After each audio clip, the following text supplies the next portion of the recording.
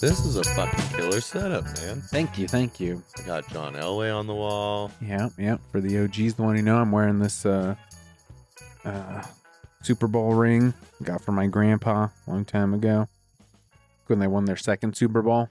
Did your grandpa work for him? No, he just loved them. Got Yeah. these fat ass rings when we were kids, when I was a kid. And he's not doing well right now, so I was like thinking about your gramps. Fuck yeah. Hope you get better. Repping his team. Is that a Mizuno shoe ad? I don't know what it is, but I mean that would make sense. I guess they are wearing shoes. And it It says says quarterback sneak, and they're both looking at each other's playbooks. Yeah, playbooks. Those are my dad's had that, and I thought it was funny. See, back then they had to think of fun ways to pose Elway where you weren't going to be able to see his horse teeth. Dude, I fucking went to Shields out in Loveland for Yeah. the first time, and they have like a wax figure of him that like says stuff, like automated, like an animatron. Dude, They have like a whole little like section does it on like the second floor. I didn't see it move. His mouth moved, and his head moved a little bit. Whoa. But the horse teeth were They're prominent. on full display. Oh, Yeah, it was dude. lifelike, you know. I went to the Walmart Museum recently in Bentonville, Arkansas, and they have a full-blown AI video Sam Walton that you can talk to Interesting. and ask questions, and he gives you like a big 20-minute speech about Walmart, but he like moves and like adjusts in the chair and shit. It's really weird. It's very off-putting. Just see a dead guy talk to you from inside of a box. I was trying to look up an image so the people at home could know. See, it's even just a picture of someone else's thing. It's in stock though. I've On never Etsy. I've never seen that poster of him before. Like most of these that you're scrolling past, I feel like I've seen. Right, yeah. That's that's a cool one too. Yeah, my dad just had it in the basement, and then when things went down, they got divorced. My mom was getting rid of all this shit, and I was like, I'm gonna keep this one. It's funny. I was Yeah. like, I was always looking for it. I was like, I got a sense of humor. I'm a funny guy. Yeah. I'm gonna keep this one. Just so everyone knows, we got Jake Becker in the studio here. Producer of Chubby Behemoth. Yep. Broadcast Geeks. One of the geeks. We haven't done one in a long time. And but it's getting that's- touch and go, but we're we're probably still doing it. claim to fame. I think you're more of a geek to me than you are a behemoth. Is Yeah. that what they call them? I would agree. Yeah. Yeah. I produce Chubby Behemoth, and then I produce me and Brent's podcast. You have a podcast with Bright Gill, Yep. also Denver comedian. Never been on the pod. Never had him. He doesn't know a lot about a lot of things, and this is He knows a lot podcast. about cars. Well, I'm teaching him a lot about cars on our okay. I podcast. thought that's He knows a decent amount. That's being rude, but the fans like to pick on him as well. He got into cars though as a grown man, okay. which is rare for car guys. Usually, if you're a car dude, I think once you have the money, huh? yeah, but still, like most people don't get the money and then decide to like start smoking cigarettes. Like the junkie addiction that cars is usually gets in your brain when you're like 11 years old, when you're excited about the future of driving cars. Like, Interesting analogy. It's like smoking cigars. Well, yeah. Or cigarettes? Do you say cigarettes or cigars? Yeah, because I think anybody who's like 33 years old with a little bit of money knows like, oh, I could get into cars or I could get into hookers. Like, why would I just throw money away? That seems like a terrible thing to do. Those are the two things with money. I think those are like very similar ways to throw your money away. Like, why do you do it? Because I like it. You'll never get that money back. I don't care. Well, you have the car. Yeah, but you'll never get that money back. You don't own a hooker, I guess. No, but like the truck I just got, the guy spent $85,000 refurbishing it, and I bought it for $39,000. So he lost more than half just because he didn't want it anymore. So it's an investment. Oh, it's a shit investment. A shit investment. It's worse than comics. Comic books. Yeah. Yeah, I don't know. It's a weird one. It's a I mean, bad the habit. money thing is the money thing's a big one for you, huh? Oh, it's just a really bad habit. I think if Well, I mean, you do things because you love them, not because Yeah, but it's same way that like we have friends whose drinking problem wasn't that like they got out of line. It just started to be like I was spending $100 a week on beer at the bar, and that started to be a drag with inflation and shit. When you're spending $1,000 a month on car parts, It starts to suck pretty fast where you're like, I have a problem. And then you're like, what are we going to do? Stop now? It's not done. We have to finish. It gets a real junkie I mentality feel like to it. friend of the podcast, Patrick Scott, thinks that way about my podcasting stuff. He's like, you bought a camera? Yeah. Why would you just throw away money like that? He's See, like, but at least that's that's working towards something. he can't imagine it. Yeah, he thinks you're just buying shit to buy shit. I mean, I do love buying shit. Every time he sees my iPad, he goes, that is a big iPad. That's an iPad? This one's an iPad, yeah. Yeah, see, I thought that was a laptop. That is a huge iPad. Well, I mean, I need to do stuff. I mean, and it's probably my number one workhorse right now for, I draw on it. It's doing all the camera stuff, goes through there now. Nice.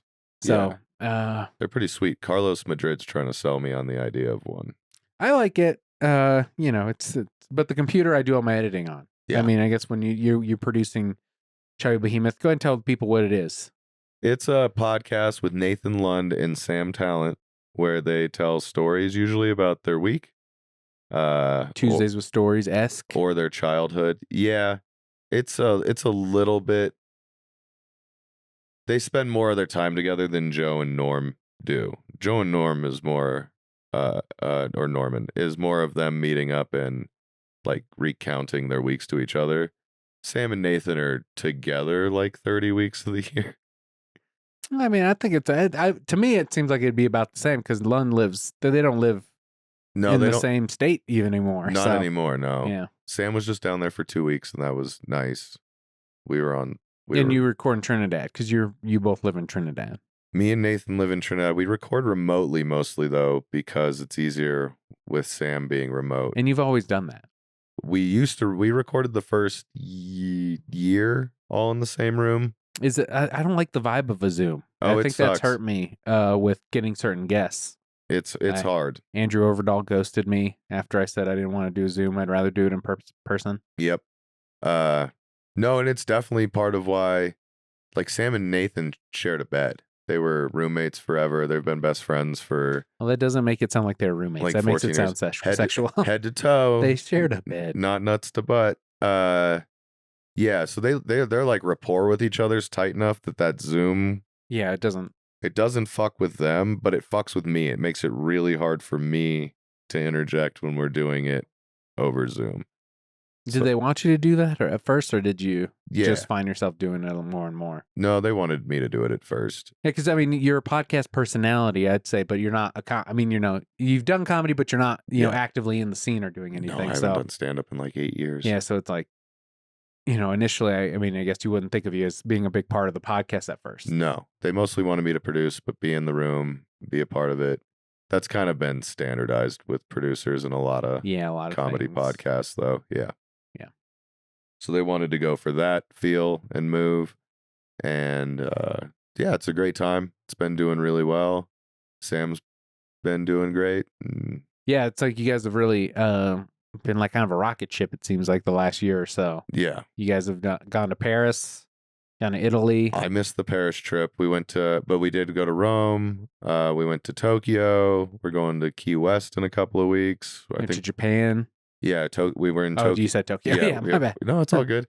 We were there for like 2 weeks, and it was it was a heat wave. That's because Sam was doing kind of I guess both of them, but I mean, it was my understanding that it was Sam's idea to do like a travel show. For sure. It's definitely Sam's baby that Nathan is a part of. I think Nathan's in every episode except maybe the Key West one coming up. He's not going to be on. But yeah, it's Sam Talent's Wide World. And initially he had an idea of who was going to take it and stuff. Some things got complicated. So now it's a YouTube show, but we're all really super proud of it. I hope friend of the pod, Pat Richardson. Never been on, but I wouldn't say active enemy of the pod. Homeboy to everyone. Most lovable guy in the world. Pat Richardson and his friend Jack, I believe, do all the editing on it, and it's incredible work. They really crank it out. It's super fun to make. We, for some reason, go everywhere during the hottest part of the year. And so when Sam announced to us when we were in Rome that we'll be filming in New Zealand next summer, we collectively cheered. And Sam was even like, what? We're like, it's gonna be winter. We're gonna finally have one where we're not sweating through our shoes. It's gonna rule. Gross. That's a visual. Dude, yeah, Tokyo was hot in a way I've never been hot in my life. And wouldn't that be nerve-wracking to be like, oh my God, I'm going to have heat stroke in a country. I mean, a place that I don't speak the language. Very much so. There's a little bit of comfort for me and a couple of the camera guys because, like, we're not the biggest guys there. Or health-wise. Yeah, so, like, the health precautions and, like, break rate is being taken more on the bigger fellas' schedule. So, but in Tokyo, man, we were taking 4 or 5 shower breaks a day. Oh, wow. Where we would... It's Tokyo episode 3 here. Go back. Fat Flaneur. I believe this is Paris. Yeah, this is Paris. Okay. So Tokyo hasn't come out yet. Tokyo's the first one. Oh, okay. So Tokyo's the first episode, then Paris. They're getting ready to release the Eastern Colorado episode. Pat just threw up a promo for that in our Discord that I watched the other night. Yeah, so you have it has like a real following here. The Chubby Behemoth. Yeah, for sure. I listened early on and then I kind of fell off. Yeah. Got some of my own personal beef with Nathan Lund that I would love to air out at some point, but not over Zoom.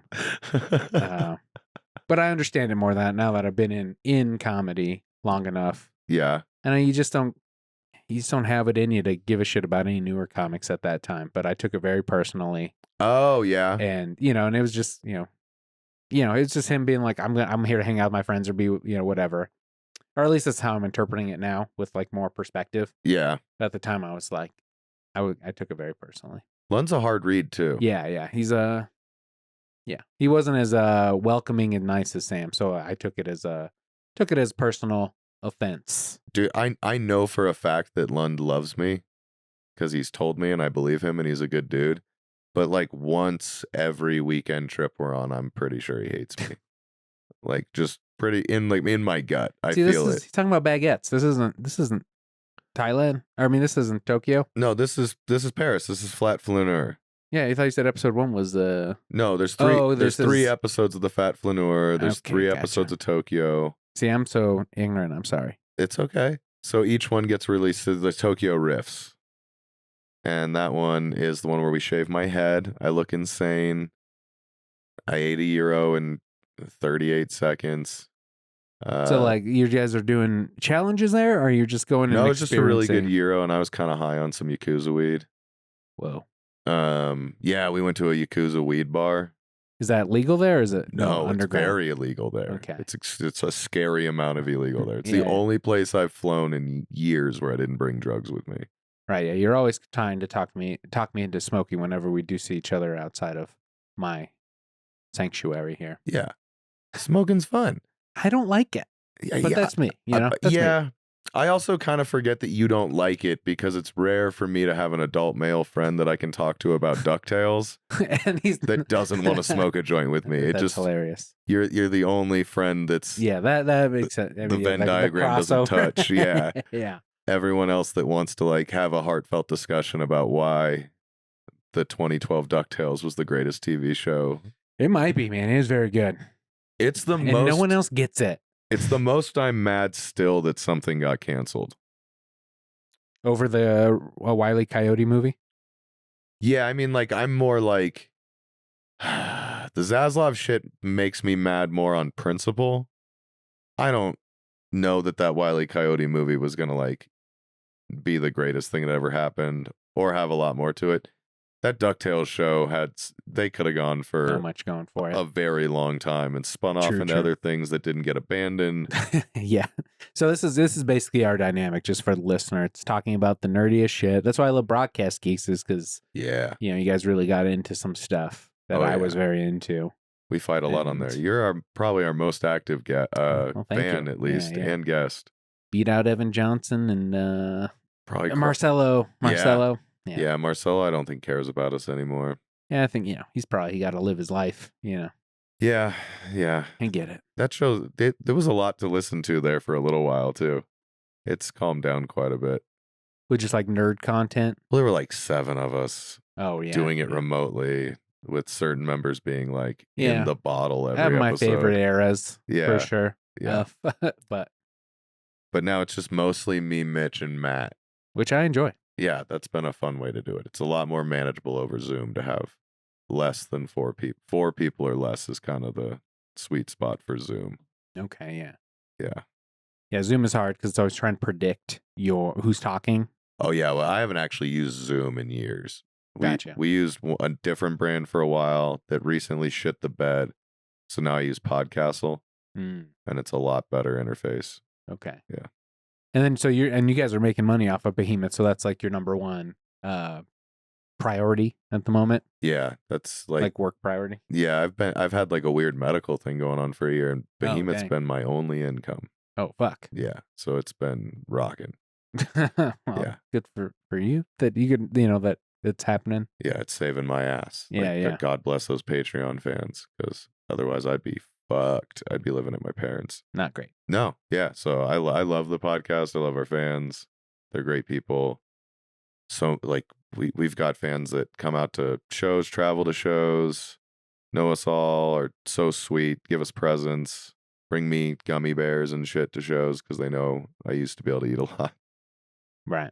We got a boy Dick Stinkley that brings all kinds of cool treats to us when he sees us anywhere he is. Are you okay? I mean, do you want to get into? I mean, we don't have to get into your personal medical stuff, but I mean, like they don't know what's wrong with me. If I knew what was wrong with me, it'd be Okay. something to talk about. But I've just been like running shitloads of tests for 9 months and losing weight and hair. Oh, and shit, dude. yeah, Scary. I'm sorry. it's all good. I don't know what's going on. Hopefully, I mean, you they'll look figure it good. out. Yeah, You look fine. I mean, I wouldn't know unless you said something. So. yeah. I mean, I've lost 85 pounds, 90 pounds. Well, 90. maybe that's your diet. You got a weird diet. You're always talking about it. It's definitely. I'm sorry. Yeah. Yeah. I got bald spots all over my face and chest and head now that are all weird alopecia, autoimmune shit, but they don't know what it is. Yeah. Lyme disease, they check for that. Yeah, they check. I mean, for you've Lyme been early traveling on. the world, so Yeah. you think it's some weird foreign disease? No, they've kind of looked for all that. They've run. You're like the worst case scenario. Like something's wrong with me, and they're like, "Have you traveled recently?" You're like, "Yes." Yeah. Oh no. Yep. And again in a couple of months. Oh dang. But they found me some medication before I went to Rome that has been helping a lot.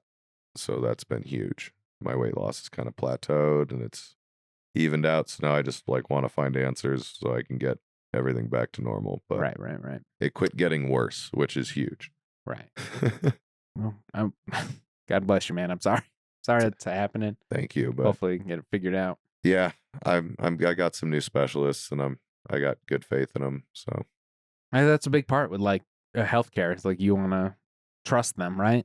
Yeah, I mean, I did like the first 2/3 of this. I was doing it at the hospital down in Trinidad, and God bless people in rural medicine, but I don't think I was seeing the cream of the crop people to figure out this weird unknown thing that's going on with me. Yeah. So I wasted a lot of time and effort just kind of getting passed around different doctors down there. But the second they moved me up here, it seems like we've been making progress and testing drugs and like actually. So they just like, hey, try this medication for a little while and see how you feel? Yep. Fuck, dude. Yep. Do a month of this, see if it helps or even helps with a symptom until we can figure out what actually is wrong with you. And, God damn, dude. I'm sorry. That has to be. It sucks. Yeah, it has to be a hard thing. Yeah, now I've got like the immune system of a fucking infant. So I've had 3 ear infections in the last month, and I've had strep twice, and just pilled up all the time. It's pretty sweet. Sorry about that. It's okay. Then I come home, I get sick, I get all pilled up and healed up, do a bunch of appointments, and then go back somewhere else. So we're gonna go record and we're gonna do another Wide World in Key West in 2 weeks, and I couldn't be more excited. It's Florida, right? Yeah, and it's the Keys, which is more of like it's like Austin is to Texas. Like liberal hub. I don't know that it's liberal, but it's like weird, and people are kind of just there to like have a good time. It's not a bunch of people living a very serious life. Have you gone to Austin a lot since Sam's been? I went out with him one time for 4 or 5 days, and it was fun. I don't like Austin. I think Austin sucks, but I get that it's amazing for comedy. Like the comedy clubs Rogan's thing, the Creek in the Cave, Cap City. Like, they've got so much going on. There's such a great scene. Everybody's there, but fuck that town, fuck its layout, fuck the architecture, fuck the homeless people. You don't like it? No, man, I don't like the vibe of it at all. Interesting. And I'm sure that some of that's my own personal predilection, but no, it's just it's very weird. Do you know Fountain, Colorado? The name sounds familiar. I don't know if I may have driven through it. I don't know. It's like a suburb between Colorado Springs and Pueblo. Okay, yeah, then I've definitely gone through it. Yeah, it'd be like if that place was just like a city. Yeah, I used to deliver janitorial supplies. Yeah. For a company, and Fountain, Colorado was a stop. Yeah, everything's just kind of laid out shitty and looks bad, and yeah, I guess I just consider that like all kind of Southern Colorado. Kinda, and then all the nice shit's very DTC in the middle of town. Just like business center, but like in town, and then homeless guys fighting with machetes like in front of those buildings. Did not see that. I saw a sign that was like, no, it's like illegal to stand here, like to be homeless here, basically. They're not doing much about it. When we were there, they wanted to drive us from in Fountain. I'm talking about Austin. I'm sorry. Yeah. In Austin, they wanted to drive us from one club to another, and it's like a 2-block walk. And it was like, we have plenty of time. I think we should just walk. And they were like, you're taking your life in your own hands. God damn. And I saw a guy pick up a road barricade to try to fight another guy with it in the street. Dudes with machetes just like walking around shirtless. Like, it's just not a great vibe. Like, but again, I get that it's amazing for comedy. Yeah, it's so weird. You don't really hear that on Rogan when you listen. No. He doesn't talk about that. They'll talk about how Aurora's bad or fucking Springfield or Ohio or whatever. So he's like, really? Well, it's because they're Texans. The homeless people are like not imported at all. They're very much just wild-eyed Texans. And Austin's having that weird thing like Denver had, where everybody's getting priced out of living there, so their homeless rates going up. It's crazy. With that, you're watching people have displacement and then just going to the streets, and then it's like Texas, so it's hot and they're going crazy and losing their minds and they're going crazy. They're keeping it weird. Oh, dude, it's super weird. Like, the Capitol's beautiful, some of the architecture's cool, but it's just dirty and shit. I also don't like Amsterdam. I have a lot of weird opinions on cities. All the buildings lean in Amsterdam, and it makes me like borderline. Yeah, like, like your walls are all like this. Like, if this was the outside edge of your house, it'd be leaning in towards the canal. And just like walking down the street with all the buildings having like a 10 degree lean has me on the edge of a panic attack the entire time we're there. Like, there's just like, there's a visual thing about it where your monkey brain's just like, we're all going to die. The whole street's going to collapse on me any moment now. And I can't enjoy that. I was watching, there's something on Facebook where someone posted like, what do you wish you knew about comedy or something? And one of the comments was like, every comic is autistic. Yeah. He's definitely on the spectrum somewhere. And that's definitely like something about that. Yeah, I can't walk down the street comfortably. It was constantly looking at the top edges of buildings, just like, that's not right. That's not right. I don't like this. This makes me uncomfortable. I was talking to Ethan Everhart. We went on the road a while ago, and he wore these like wraparound sunglasses the whole time, but they looked, I was just like, these look terrible. They're not fashionable. You don't look good. Like, you're not doing yourself any favors with these glasses. It's like, why don't you get a nice pair of glasses? And he's like, I can't stand having light coming in on the sides while everything else is muted. I get that. I don't like wearing sunglasses because of that shit. It bothers me. Because part of me was like, even like, I'll get you a cheap pair that look good. Like, and he was like, no, he would still wear those. Yeah. No, I totally understand that. It's like, oh, this is a autistic thing. It's not a. That's a deep rooted. Yeah. I can't have it. It'll ruin my day thing. Yeah, I'm sorry. It's another thing to deal with.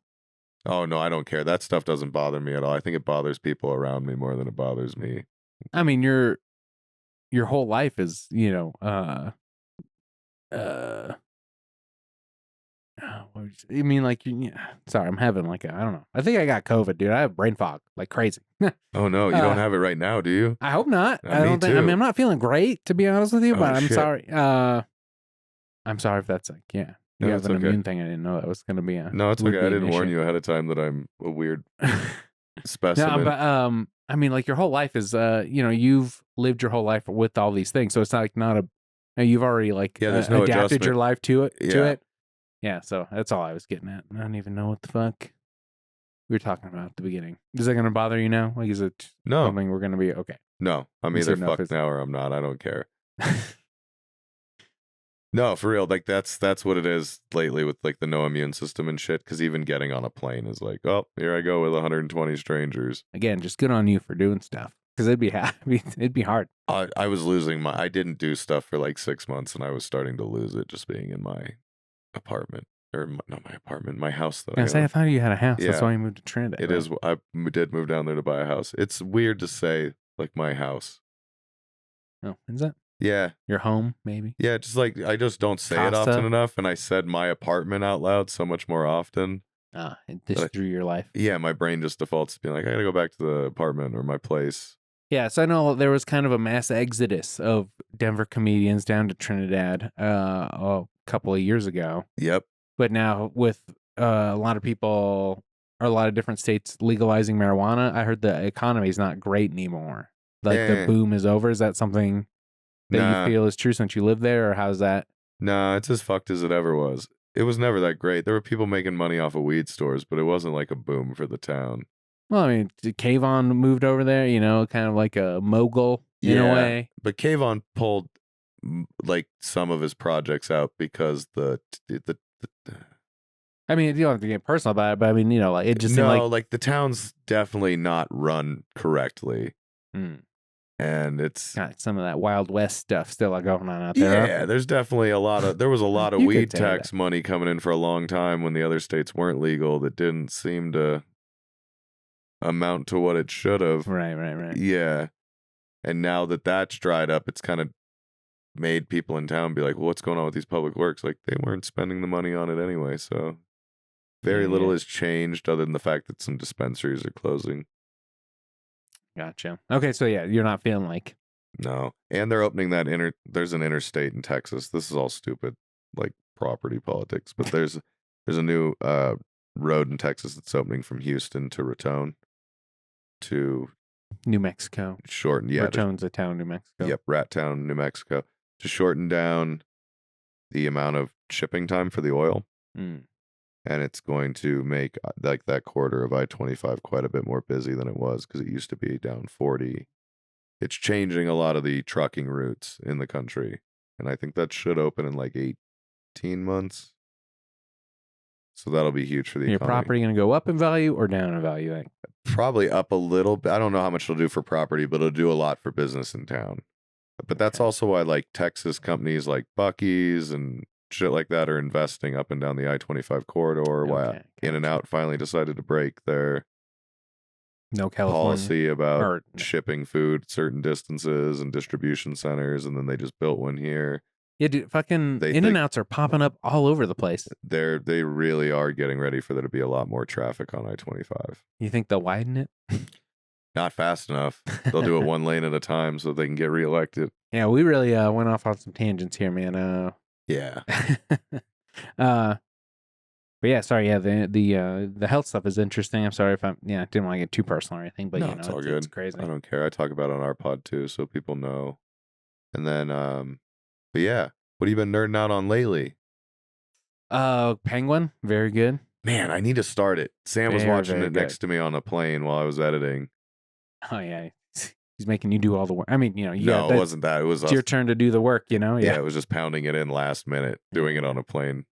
But he told me when he was pausing, like, are you watching this? This is good. Very good. He's not into the nerd shit all the time. Yeah, I mean, my wife's like not into mob shows either, and it's like a very good mob show. Everyone's comparing it to The Sopranos. Fuck, man. Yeah, I gotta start that. Which I've never seen, and now I don't have to because I've seen The Penguin. There you go. That's like my go-to joke. I've seen very little of The Sopranos. Yeah. I've seen probably a dozen episodes over. That was probably over like 5 years that I saw them. And it just never did it for me. I don't care about those people. Yeah, I never was interested enough. No. I have been watching Agatha. Yeah, well, we just caught up last night. Nice. I think I'm at least one behind on Agatha. Oh, okay. This week's. I think I've missed this week's. Okay. No spoilers then, huh? Yeah. Well, I mean, I don't care. I think I know that it's her kid. Really? Billy's. Are you caught up?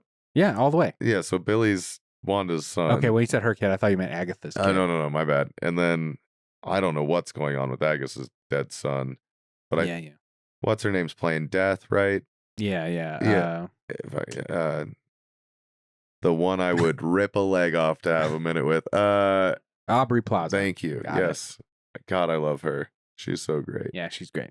She's really good in the show too. She's like having fun. You can tell. Like I think she's like enjoying it. Yeah, going campy, throwing it on a little bit. Like just like witches cackle and all that jazz. It's like her thing. Fucking rules. Why is it always Latina women like always kind of doing this gothy thing? Because like she's half Irish. Jenna Ortega kind of does the same thing. Yeah, Jenna Ortega kind of has more like the classic kind of like severe cheekbone, kind of horror-esque, like that dramatic lighting they would do in like Hitchcock with like really cutting the light in a certain way, throwing makeup on so it'd catch it even more. She's kind of got all those features, so I think she falls into like that, playing the like that dry, creepy.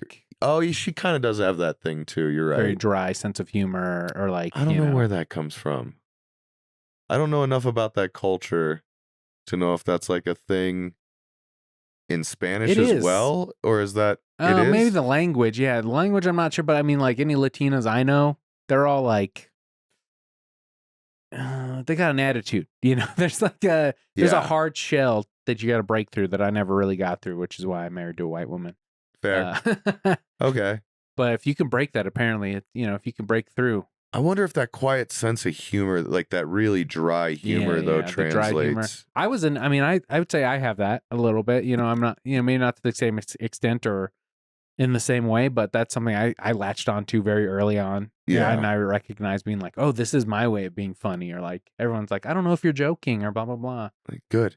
Yeah. Nice. And I kind of like that. Yeah. So that's something I remember latching onto and being like, this is going to be my brand in a way. Yeah. No, I think it's a little bit more Curb Your Enthusiasm. I'm just more curmudgeonly. Yeah, that just comes with age. Yeah. Yeah. You get jaded on everything a little bit. We're like, who the fuck cares? I've been trying to do this whole bit about people holding doors open for me. Yeah. Yeah, because they do it like at the gym. I'm going into the gym and they're like trying to hold the door open for me, but they're still blocking half the door because they want to get out or get in. They do it the thing where they put their arm out like a wing. Yeah, or they're still half in. I'm like, yeah, what are we doing here? I'm totally like, I feel like I want to be Larry David. Like, just get out and let me do the door. Like, I get you're trying. Thank you for trying half-assed to be nice, but like this is. Yeah, you did this because you thought you had to. You don't even care to do it right, so don't fucking do it. Yeah, just get out of my way. Yes, yeah. And I'd rather not brush up on you like to have to get through this door. Yeah, I hate that. I've been going like 3 doors down to get in or out when you see them doing that. Yeah, or slowing their pace so that they can hold it for you. Yeah, just if there's a flow of traffic going in and out of these doors, I'm like, I'm going over here. Fuck that. Damn. And does that make me a Larry David type? A little bit. It's hard to describe on stage. Yeah, because people are like, they're being nice. What the fuck? Well, and you need some room to like explain. Yeah, I need to get a door prop, or I just bring a whole door jam on stage. Yeah, it's definitely. Yeah, how would you do that? It's hard to describe. That's been one of my biggest hurdles with that bit. Is that real? No, my picture of a signed poster of the Beatles. Yeah. No, that's not real. I was about to say, man, like I will throw you a couple of dollars to go get that a real frame. Oh yeah, I mean, it'd be in a better frame if it was real. Fucking A. Yeah, it's the last Hastings purchase in Greeley I had. Nice. Which I didn't know Mitch Jones worked at Hastings.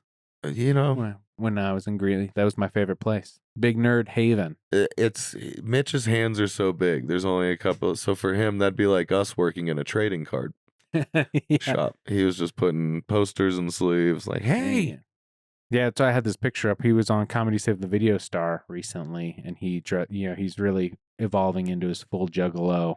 He is not evolving. He's already there. He's exposing. Well, now he's wearing it out loud. Yeah, he's letting people in on the secret. Yeah, he said ICP was his chaperone. So okay, yeah, I appreciate ICP as a thing. Like I get it. Action shots here, but I don't like it. And apparently, we're going to the gathering of the Juggalos. So. Oh, interesting. Yeah, that'd be. I mean, they'll fit right in. Nathan and Sam. And Mitch is coming with us as our guide. Okay, yeah. That'll be great. Yeah. I mean, I don't like that he's, I into do. it, but I mean, I'm glad he feels accepted and is, living his best life. Yeah. It's just, it's like, you don't go where I can't follow. He's going to the dark side, basically, and I'm Natalie Portman. Have you ever seen him in his makeup? No. Oh, dude, it's. Wow. You see, because he didn't admit to actually ever having worn makeup to me. So I think he's there's a term for it. I forget what it is. He taught us once. There's a term for putting on the clown makeup. Masking up. I forget what it is. Something like that. It's something funny. But no, he loves the shit, and he loves it purely. Like he really. Yeah. I know people that like it because it's a place where they can like go get laid. For sure. Mitch likes the music. You would think that's the only place Sam could go get laid, but dude, if he's made the joke out loud before that if he didn't have the skills he had in life, that it might be his whole scene. Yeah. Yeah. It's a place where a man with many roles can get made sticky with Faygo and still find love in a parking lot while smoking meth. It's a special place for some people. I'm not excited to get sprayed with Faygo, like at all. That is a liquor, right? It is a soda pop. Oh, I thought it was alcohol. It's a Detroit soda pop brand. Okay. Or a Michigan. So not like brand. A malt liquor. No, it's totally soda. F-A-Y-G-O. Are they straight edge? No way. No, but like they're very much a Michigander thing. So like Faygo's their thing, and then Juggalos adopted Faygo as their thing. So it became more of a. It's just like part of their whole scene is like we drink Faygo and you have a favorite kind, and Faygo makes like 60 fucking flavors. Interesting. So like everyone has their favorite, and F-A-Y. There you go. They make tons of shit, dude. Tons of flavors. Yeah. Yeah. Over 50. This. Firework, cream soda, rock and rye. That's Dr. Talent's favorite. Jazz and bluesberry. I think Mitch likes that one. Mitch likes rock and rye as well. Diet ginger ale. Ohana lemonade and iced tea. This seems like a flavor or something they'd have in like Mexico. Like this would be what everybody's drinking. Yeah. Arctic Sun, like how is that different? It's a lemon lime one. How is it different than lemon lime? Is it just blue? Well, they can brand it now. Now it's their brand. Nobody knows. Yeah. Gold. Just gold. Dude, yeah, so it's like its own phenomenon. Ugh, cotton candy. And there's a parade during Mitch has taught me all about this, by the way. There's a parade during the gathering of the Juggalos where everyone sprays each other with Faygo. And it's a big, sticky fucking mess. Gotcha. So that's what you're saying. You're not looking forward to that. I'm not looking forward to, like, having to go back to the cabin we're going to get, I think, to shower soda pop out of my hair. Yeah. Also, I think people throw, like, feces.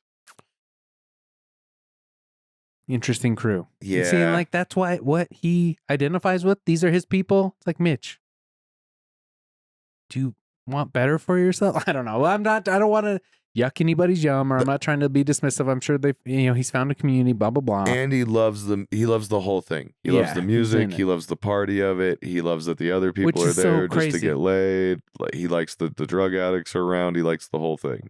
Yeah. Well, not to talk, make this whole pod about Mitch Jones, but he did pick a Night of the Chainsaw was his last music video. He picked for Comedy Save the Video Star, where we watch many music videos, riff over them. Check it out. Western Sky Bar Tap Room. Anyway, he picked a very violent, song. And I was like, Mitch, you're like this gentle giant. And he's like, this is how I get it out. This is how he's just like talks about like kill, kill, kill. And then I go and work with the elderly during the day. Yeah. He's this. I don't, even if Mitch didn't have an outlet, though, I don't think he'd have it in him to be mean to anyone. Thank God, because it'd be terrifying. Oh, yeah, dude. If that kid was a serial killer, it'd be bad. Kid. That's so funny to think of. That giant, gentle man as a kid. Yeah, that guy whose palm's as big as my chest. Yeah. Yeah. Big guy. All right, back to the nerdy stuff. Why are you so against horse and sword? This is something I've always... Oh, just because I find it boring. Upset. The same reason you don't like Sopranos. I find it boring. I just don't give a fuck. I don't care. I hate that they zhuzh it up and give everybody like English accents. Yeah, everything has an English accent. Because it took place in the Wheel past. of Time. Even though that has nothing to do with the past. And if that was accurate, they'd sound like Bostonians. Okay, interesting. The English accent was made up. Well, no, I mean... you know that, right? They made it up. All things are made up. But... no, but it was like a decree. Huh, interesting. They decided they were going to change their accent so they wouldn't sound like the colonies. No, I didn't hear about that. Yeah, that's why it didn't make its way here. That's why none of us sound like them, but Australians do. It was after we broke off. Oh, interesting. Yeah. And that's also why it's so different neighborhood to neighborhood. Right, yeah. And it's so regionalized, is that they all had to learn it off an edict. It wasn't something that naturally diaspored through town. They all learned their own version. They have such power that you're like, you're all going to talk like this now. Mm-hmm. And then everybody try to interpret it. That's not the biggest sticking point with me with fantasy. I don't know. Yeah, I like it, and it's upsetting to me sometimes how you're so dismissive of it. Well, I'm also dismissive of it on the podcast because it's just like fun to throw Matt shit mostly. Yeah. Because Matt's famous for telling me about a cool TV show he found 3 years after I begged him to watch it. Yeah, Apple TV, man. You're talking about need to get Apple TV for real. Apple TV for sure, but it's been Silo. You into Silo? Years. I haven't started Silo yet, but I just put it on my watch list. Second season's coming up, so I want to get caught up before it comes out. All the Slow Horses. You got me on Slow Horses, dude. Slow Horses fucking rules. Yeah, I can't. And I kind of like that. I get it 3 years after it's already back because then I can binge it all. I get the benefit of that, but Matt's thing is usually like I'll tell him about something on network, or on like deep cable, and then it'll hit Netflix. Yeah, and that's when he'll get kind of like Suits. Like Suits pisses me off. It makes me feel like a hipster. Haven't got into it. Yeah, good, thank you. Because if you didn't get into it when it was out and new and awesome the first time, fuck it. Oh, interesting. Yeah, because me and my best friend and my roommate at the time watched it and would try to tell everyone that it was like airing on USA. While it was brand new on USA, and we were like, this show fucking rules, and everyone was like, you guys suck. Can't believe you're watching a USA sitcom dramedy. Interesting. And we were like, you don't know shit about shit. This show rules. Right. And now that like they're doing ads together years after the show's over, and people are on TV talking about how great it is and podcast, like fuck all of you. It was literally 17 fucking years ago that I watched that. Like, it was so long ago in my life. Yeah. That it is like, it's crazy. But yeah, I mean, I get a lot of my TV recommendations are used to, but the pod was coming up from broadcast. When it was coming out regularly. Yeah. So many. Have you watched that new English teacher? No. Dude, on Hulu? It's on Hulu. Anything that seems like a ripoff of Those Who Can't, I didn't. This is very much not that. Okay. This is more about just like teachers sitcom, but decidedly about like a very gay. And I do love Abbott. Teacher. It's Abbott's very good. I'd say Abbott's closer to Those Who Can't though, with like a lot more of genuine teacher politics involved because she was raised by a teacher, and I think they're a little bit closer to it. This is more about like a super out gay man teaching and the politics of like him dealing with that, and like the social politics of him dealing with that, and his friends that he meets that are teachers. And interesting. It's a little bit more it's definitely more of an FX kind of heavy. Did that guy from Always Sunny, he did like a teacher show for a little while too? Yeah, Glenn Howerton. I liked that one a lot. Patton Oswalt was great on it as the principal. Patton Oswalt, great. Paula, what's her name from SNL? She was also she's been in a bunch of shit. She's like one of the better writers on SNL ever. I wish I could remember her name. Anyway, she was Pell. Paula Pell. She was in it. She was great. Okay. Yeah, I watched Girls 5 Eva. Oh yeah, she was. That's what I was trying to pull out. I was like, I know she was in another show. That was a really good show that nobody watched. Yeah, they just did the another season on. They did do another one on Netflix. Yeah, they did one just like this past year. This like current, They took it from Peacock to Netflix. Yeah, because that's where I saw it. It was on Netflix. Whoa. Okay. Yeah, Girls 5 Eva. Damn. And yeah, because they did another season on Netflix. All right, I'll have to check that out. They did that with Husbands of Hollywood too. That rocks. But yeah, that English teacher show is hilarious. Sean Patton's fucking great in it. I like Busy Phillips. I don't know. You into that? I like not liking Busey Phillips a lot. Busey? It's Busey? Busy Phillips? Is it Busy or Busey? You said Busey, I said Busy. Busey. I've heard Patton call it. I've learned it from hearing comedians that worked with her call it. Yeah, I've only read it. Yeah. Sarah Bareilles, also very good. Yeah. Bareilles. I mean, this girl, like her, Renee... I don't know how to say her name, but I remember her being a star when we were teens. Oh, yeah. I did one of her music videos on the music video show after we got into Girls 5. Nice. Yeah. But I mean, great musical talent. Oh, fuck yeah. Funny. Yeah. And then what's his name? Andrew Rennells. That kid's so goddamn funny. Andrew. Kev Hamilton.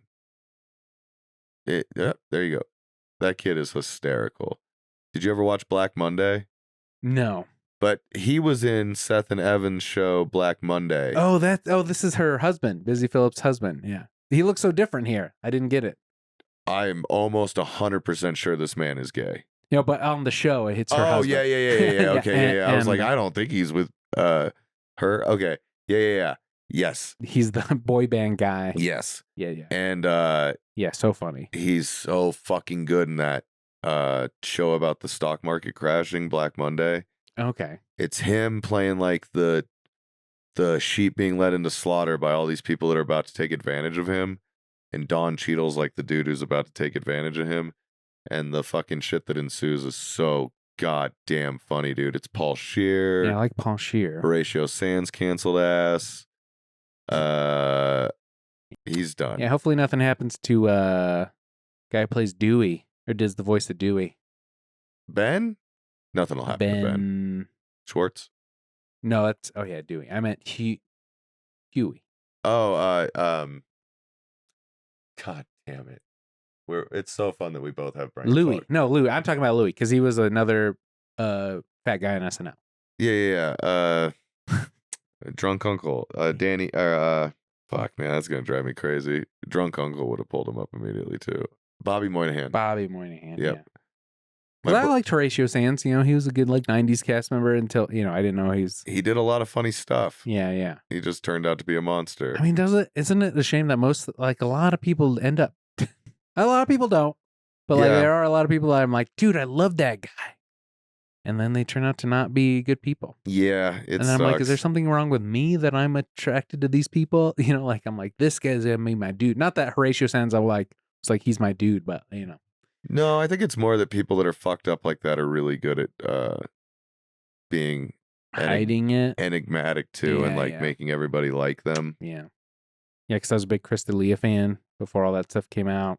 Yeah, I was never huge on him, but I didn't dislike him. I can't claim I never liked that fucker. Brian Callen, I was like Brian Callen. Callen was a fucking killer. That one actually made me sad when I found out that Callen was a monster, because he was a real talent and a unique voice, and yeah, I enjoyed it.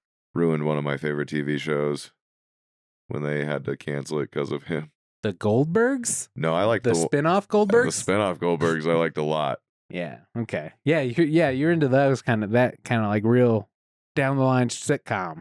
I really like a shitty sitcom. I don't know about just shitty, but yeah. You like I want a sitcom that has almost no real heart to it. Is it because you could just watch it, binge watch it, or watch it while you're doing other stuff?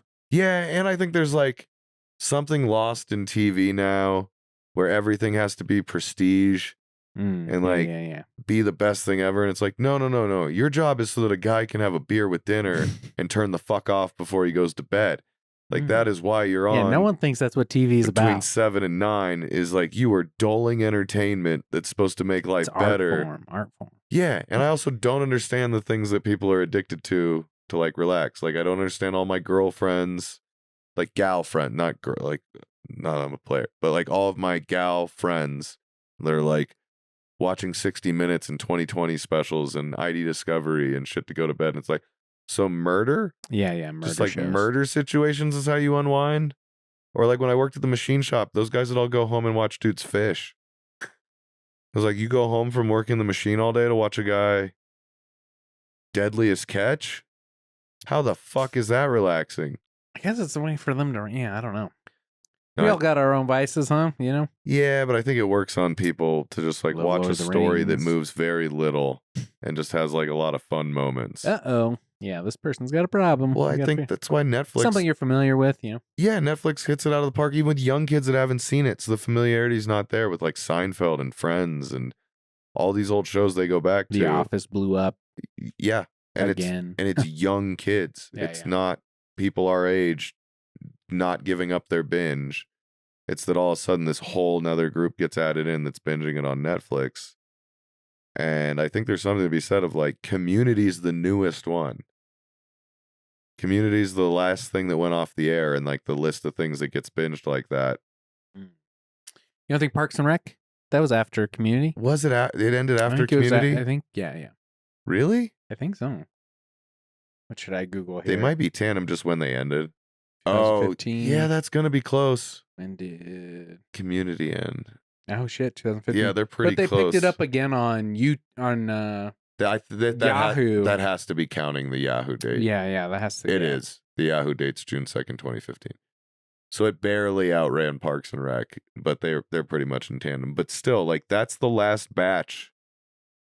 That's fucking 9 years ago, man. Yeah. There's not 9 years between those things that we're all talking about. Or 30 Rock, that's 2013. Rock. That's 11 years ago. But there's so much stuff to watch these days. No one goes back and binges too much. Yeah, but also nobody's making anything that's not... Everything now is the kind of shit that if you watch it from beginning to end, it'll never be as satisfying to watch it again. Because the trick to it isn't jokes, it's story. It's the mystery box thing. Yeah, and once you know the story and how it's going to unfold, it's kind of lost. I can watch an old Seinfeld that I know the ending of 45 fucking times because I might catch a new joke. Yeah, they're so dense. Yeah, they're so dense you're hearing jokes Simpsons, that you forgot all the time. Yeah. Yeah, Simpsons, you can rewatch it because it's like the story's not that dense, but the material is. The jokes per minute. Yeah.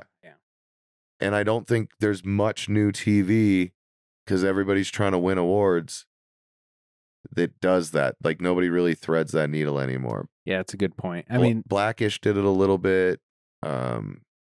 Well, that's something I've been running to with all these streaming shows like, House of the Dragon, The Rings of Power, even though I love it. I do think there is like this element of like, everyone's tied to this 8-episode arc now. There's not a lot of time to tell more of a story, which is what I'm there for. I want to be in this world more.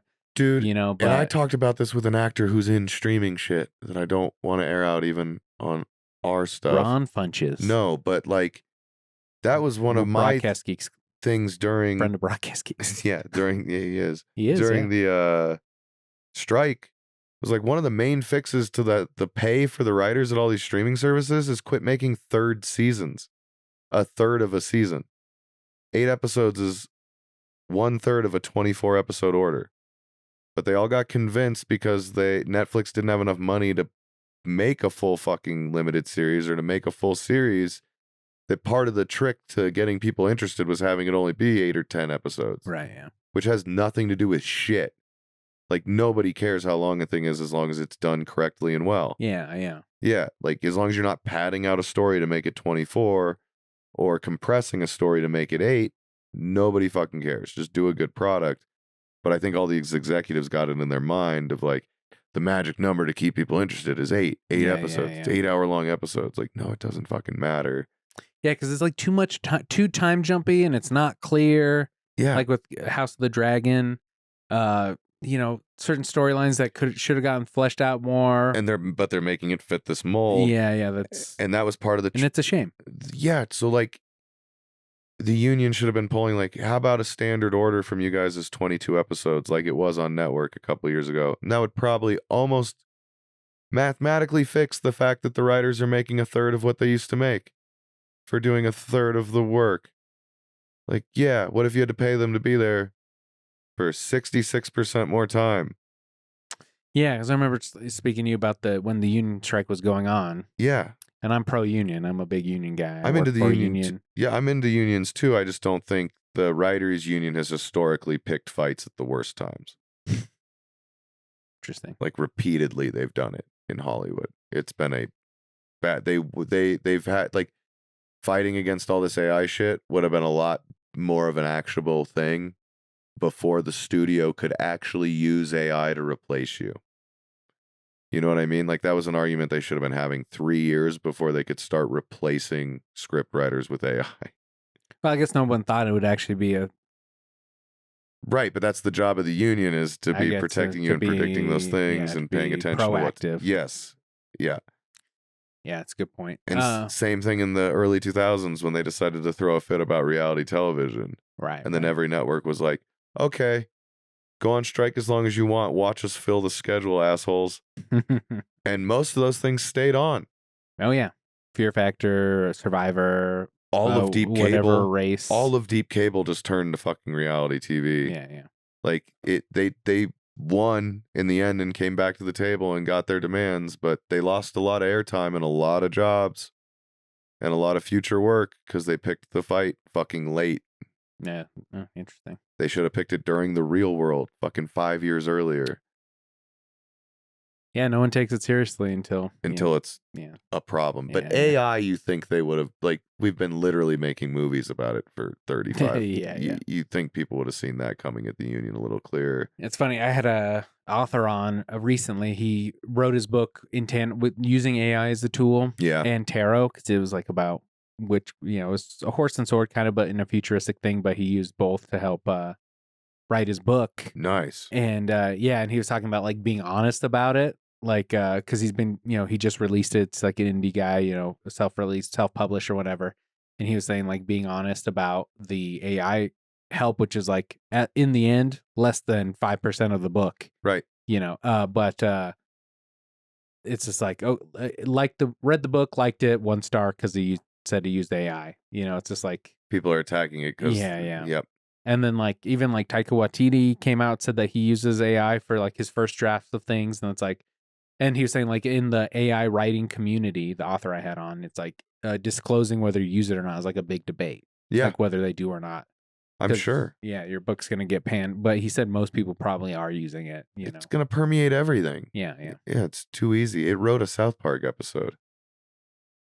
I was throwing some bits in there, getting some turns of phrase, some funnier ways of saying certain things. That's the biggest takeaway I got from it was like, oh, this is a funny way to put that, or like this is a good twist on, wordplay or whatever, but nothing that I didn't already, like have the direction of the bit or whatever, Right. It depends on how you're prompting it. Yeah, yeah. Yeah, there's a difference between a high school kid asking it to write a paper and a writer inputting everything and asking for it to edit it. Yeah, yeah. Yeah. Or being like, hey, what do you, or you putting a bit in and asking like, what are alternate ways to say yeah, it's like, how would you do this? Blah, blah, blah. Words out, maybe change the pacing of it. Yeah, yeah. That's just like hiring a robot assistant. Yeah, which is great. Which is different, what we all want to do. Than a student being like, write me 5 pages on a book I've never read. Yeah. Which is where I think it's more problematic right now. In children's education. Dude, I think AI is going to be, I think we're going to look back on this weird period where we had no way of really catching it as really hurting kids. Dang. If you talk to talk to Oren about it, or any teachers about how many papers they're getting that they're... Matt.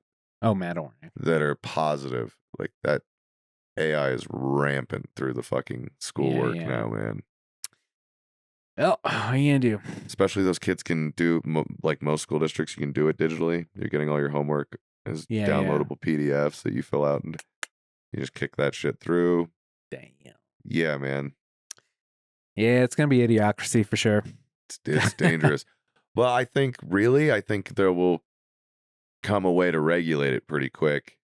You hope. And I think there'll be like this lost group of kids that not only grew up during COVID, but then had access to computers that would do school for them. And I think we're going to have like a real feral group of Americans like come out Austin. of that. Yeah.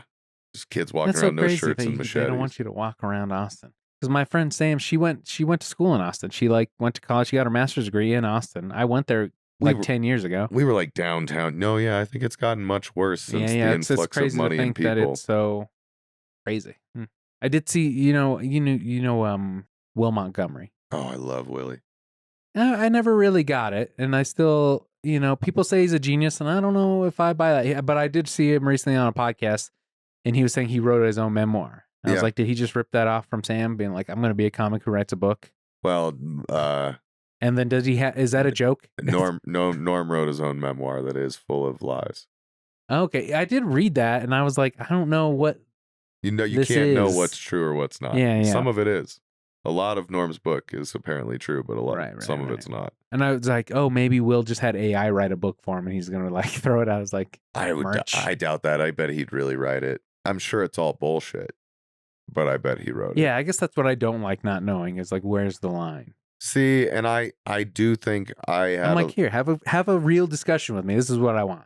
Now, I know Will pretty well, and I think I've had like 4 real discussions with him. Okay. Where like bits weren't involved I mean, I've driven him home from open mics every now and then, but it wasn't like, we weren't super close. Early on, he just like was really cool with me and Zach Moss. Gotcha. And yeah, I could see your guys' vibes. Would drop it. And I was thoroughly entertained by his craziness. I do think Will's a genius. And I thought that when he was in Denver and everybody thought he was extreme. I was always talking about how I saw people go from like, this guy's a joke to this guy's a genius. Like the arc was nuts. I had no arc. Like the first time I saw him, I was like, if this isn't full on mental disability, like if he's not the most manic person I've ever seen, this is a genius. And then talked to him and was like, oh, this kid's he can turn it on. He's very normal. Yeah, he didn't really show it to me. I know. But yeah, I got a picture with him up there somewhere. Yeah. Yeah, he's a sweet boy. He's in the I'm glad he's sober. He's killing it. He's fucking. Yeah, I mean, I'm happy that he's doing well. I mean, it's impressive. Yeah, like I didn't think he'd be able to pull it together. So it's like very cool. I believed he was a genius, and it was impressive to me how quick after he moved to LA that the To Kill Tony shit happened for him.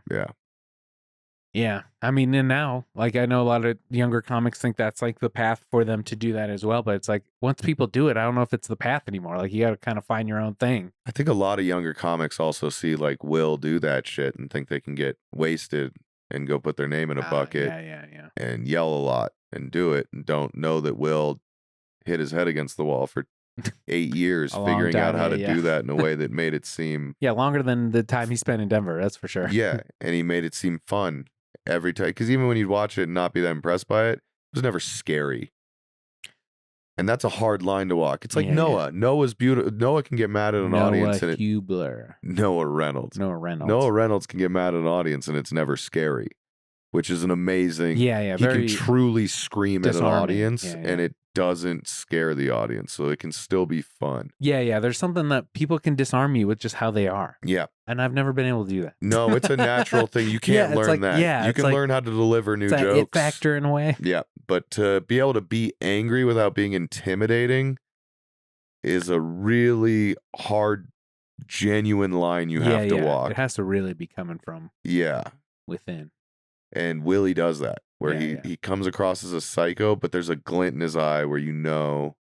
Yeah. There's no harm anywhere. I think Patrick Scott does it as well. Yeah. He's very good at that. Yeah. Because he can say some terrible things, but you're just like, this guy's so he's lovable. Like, he's being a rascal. Yeah. What a little rascal. And I envy that. Yeah. And I don't envy much about that, man. Yeah. So that's fair. So yeah, I don't know. Yeah. Big Lord of the Rings fan. I wish you'd get into that. I like Lord of the Rings from when I read it when I was a kid, but those movies were kind of one of the first things that made me not like Horse and Sword. That's what got a lot of people into Horse and Sword. Yeah. I can never get into Star Trek. I didn't really like the Star Trek Orville stuff. Orville rules. Star Trek sucks. Yeah, I guess there's something about Seth MacFarlane. Yeah, that kind of just turns me off. I love that guy. It's kind of like an arrogance to him or something, which, I mean, he's definitely earned from all the things he's done, but I don't know. There's something about him. Yeah. Although I'd definitely go to one of his legendary Christmas parties or something, party that he throws. I hear him they talk about it on Corolla sometimes, or like I would love to go see one of his throwing parties. I think he's only toured it like twice, but his jazz singing. He goes out and does his lounge singing act sometimes, and I would love to go see that. Yeah, I remember Chris Hardwick talking about them doing Sinatra karaoke. Yeah. Like that's all he would do is Sinatra. Yeah. He can sing like a motherfucker. Yeah. And like him and he's the guy who did Hellboy, the original Hellboy. Ron Perlman. Oh, so Ron actor. Perlman only did Sinatra covers as well. And then they were battling it out, some karaoke in LA back in the day or something. I think I kind of remember them talking about that. Yeah, it was like Nerdist. Yeah, I saw Hardwick when he came last time he came to Denver. A couple months ago. Yeah, and it was like, I think I was too fanboy. I was like, oh, your podcast meant so much to me. And when people ask me what I base my podcast off, I say Nerdist. And he's like, wow, you're going to shoot me? Like, I mean, I bet it was less that and more that it's like, I bet it's pretty painful to be reminded of what he lost. I mean, I was Nerdist. I love that shit. Again, and then, his kind of soft cancellation. He got canceled. Do you think it was? And then like immediately vindicated, and then there was nothing to save him. She was lying.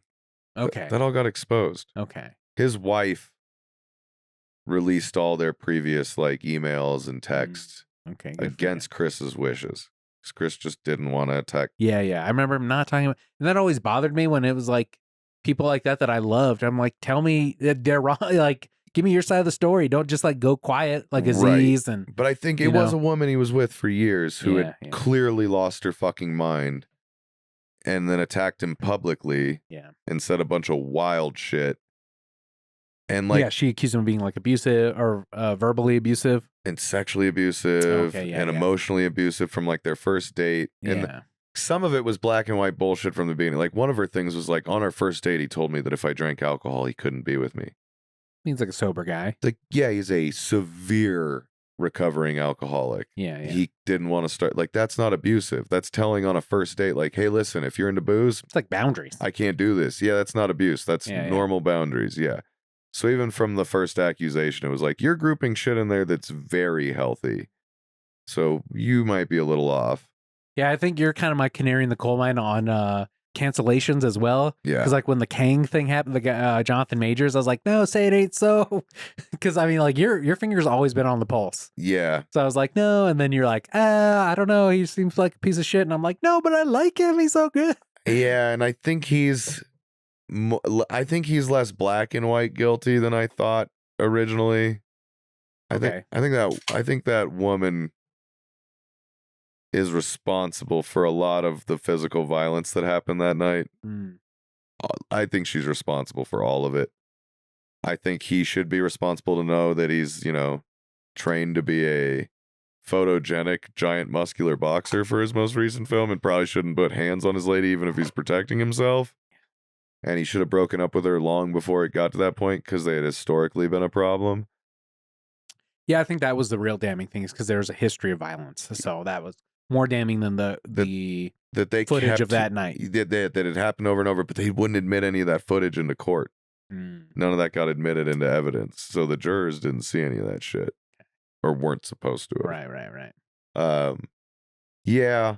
So I think that's just more like he's guilty of not getting out of a very toxic relationship long before that. Yeah. But I get why he's fucked publicly. Same reason Chris did. Dude, Chris lost so many jobs. They scrubbed him from the Nerdist site. I know, dude. Even though he'd already sold it to Legendary, they scrubbed his ass. They fired him from every job, and the only one they had time to hire him back to was The Wall. Yeah, the talk show. Before it went, the game show. The game show before it went back to air. Everything else they replaced him or canceled it full on out. So he lost millions of dollars of income a year. Right. I mean, that guy was working, dude. Working his ass off. Yeah. And he's doing like 3 podcasts a week with like other shit, like other TV shit. Dude, that guy was a monster. Genuinely probably too much. I mean, yeah, for sure. And he just married into like one of the biggest fortunes in American history. Is crazy. And like, I think that was a big driving factor of him not needing to go destroy his ex's life as well to defend himself. But she wasn't having any of it. His new wife was like, fuck that. She's like, my dad or my family invented propaganda. Yeah, we're publishing these emails where she told you she was going to do this to you and didn't care if she had to lie to get you taken. Like, yeah. Damn. Yeah. Well, I mean, I'm glad that he, I don't have to feel bad for liking him. Big sigh of relief when it came out that like none of that ended up being true, except the one thing that was fine, where it was, I don't want to date someone who drinks. Right. Yeah. So Hardwick, I saw him, and it is a shame because he's like, Nerdist, it was, he built that shit from the ground up, dude. Like that was a big deal. And I do think like Nerdist being bought out by Legendary kind of hurt nerd journalism. Oh, really? Well, Nerdist isn't doing all that shit that they used to. Now it's like new rock stars and Screen Crush. Yep, all those guys left. Dan Casey's really the only one who stayed at Nerdist.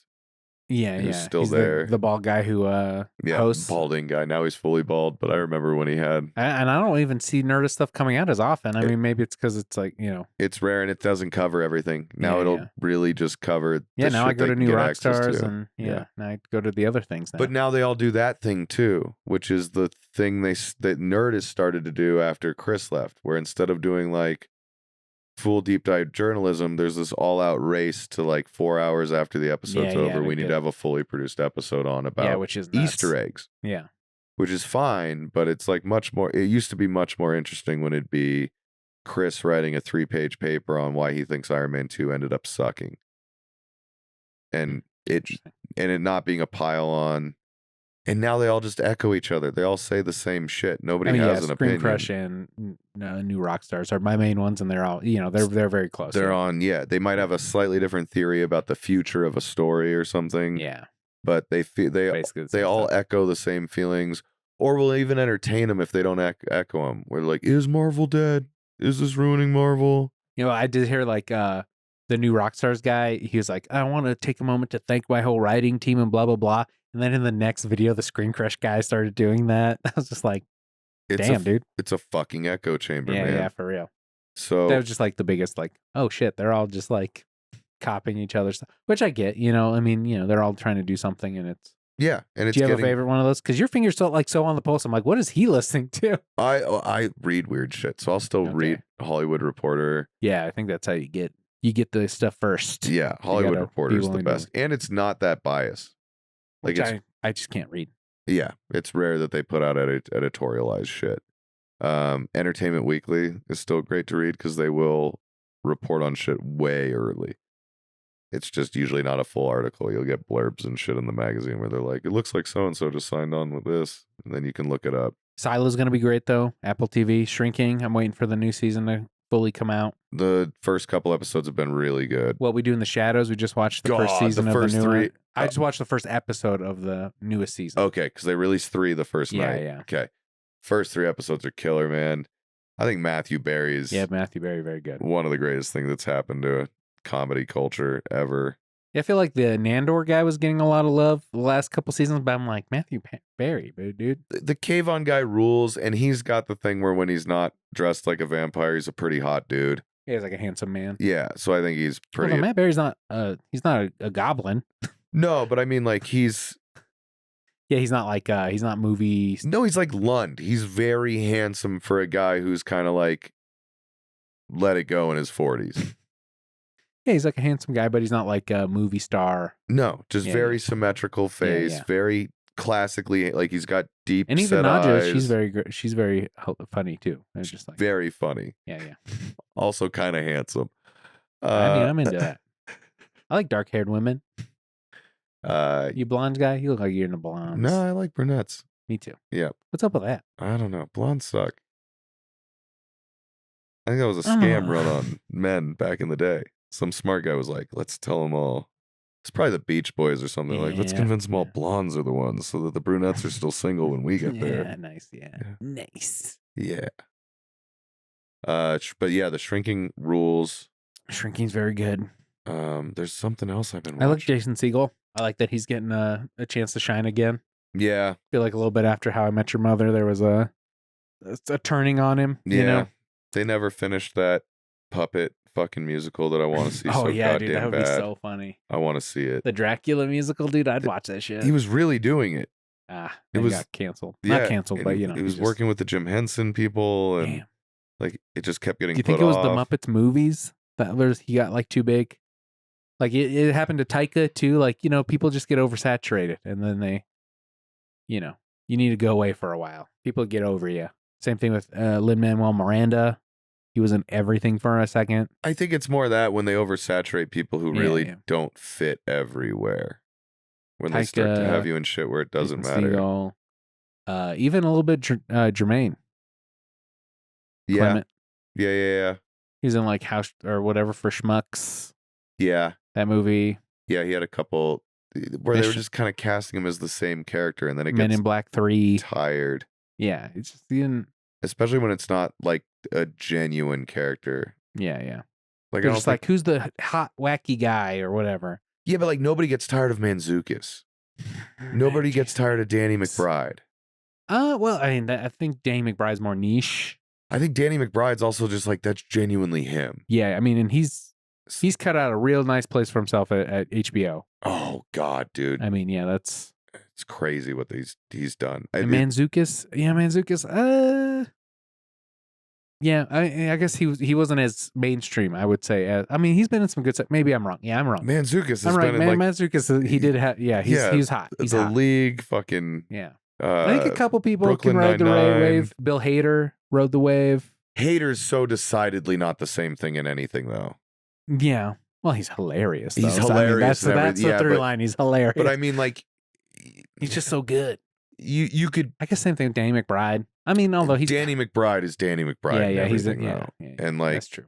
Dude, Righteous Gemstones, I think is. I didn't watch the Vice Principals one, but I think like this is the peak. Vice Principals is good, but Righteous Gemstones is like Righteous Gemstones. It might be peak Chef's TV. Not enough Chef's Kisses for that show.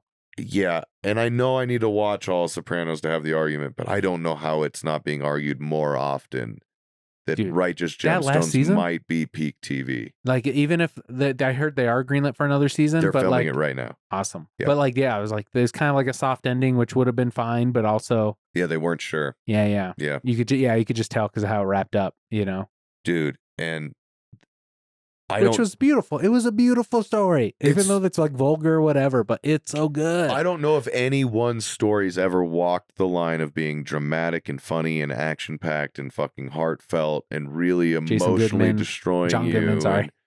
And, like sad in a mean bully way when she's being mean to BJ, and you can enjoy like it tackles like PJ every direction of how to tell a story, and like none of it falls flat. Yeah, so good.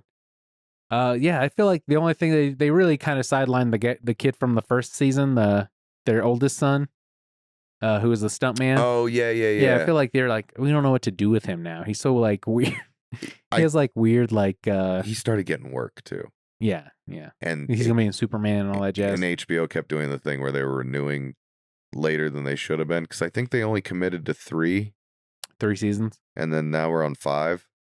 So I think between 3 and 4 there was a wait on knowing whether or not they had a. I thought. Oh yeah, okay, maybe. Yeah. I think between 3 and 4 they had a wait on knowing whether or not they were going to get renewed. This is 4th season. Is it? Yeah, because first season was maybe him. Just the first 2. Second season was the wrestling. Yeah. Third season was this last one. I think just the first 2 were the ones that like Jody and. God, they're all so good. And his wife, what's his name, sold on HBO, and then HBO kept renewing. She's so funny. She's and so fucking funny. And then Judy. Yeah, Judy. Uncle Baby Billy's. Yeah, dude. Walton Goggins. Yes, so good. Good. Walton Goggins can't miss. That man is a fucking treasure. Like, he had that sitcom that didn't go. I need to watch it. I haven't watched it, but I know I'm it's sure only it was like good, but it didn't. Yeah, 6 episodes. It didn't get picked up. It's called The Unicorn. Caitlin has a new dramedy. Caitlin Olsen. Sweet D. Oh yeah. Where she's Sunny. Like, yeah. It's pretty good.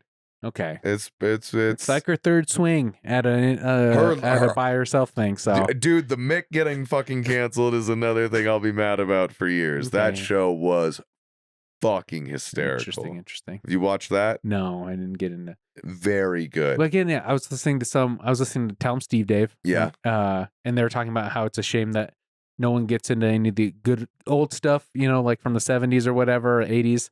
And it's like there's just too much. There's too much going on now to go back and binge. There is. Or like to have a nostalgia for something that you didn't live through, And it's kind of the same with our shit though. Like those Tell 'em Steve Dave. I love Tell 'em Steve Dave. TSD for life. Yeah, dude. I'm an ant forever. Me too. I pay for that Patreon. Fuck yeah. It's the only one I've ever paid for. Oh, really? Yeah. I do Tuesdays with Stories as well. I used to do Harmon, but it wasn't through Patreon. They have a nostalgia for shows they haven't seen or been able to rewatch. Right, yeah. In a way that, like, I've gone back and watched enough shit from my childhood that just sucks. It doesn't hold up, not even a little bit. Not even for nostalgia's sake. Like, it's bad. Like, Street Sharks sucks. I love Street Sharks as a kid. It's the one with the two cats where they're in the junkyard. SWAT Cats rules. SWAT Cats. All right. I was just like, that's one I haven't got a chance to go back and rewatch, but I was like, would it not hold up? It holds up. You'll rewatch and be like, did half of this went over my head as a kid. This is very well done. It's got a beginning, middle, and end. It was like planned as just the seasons it is.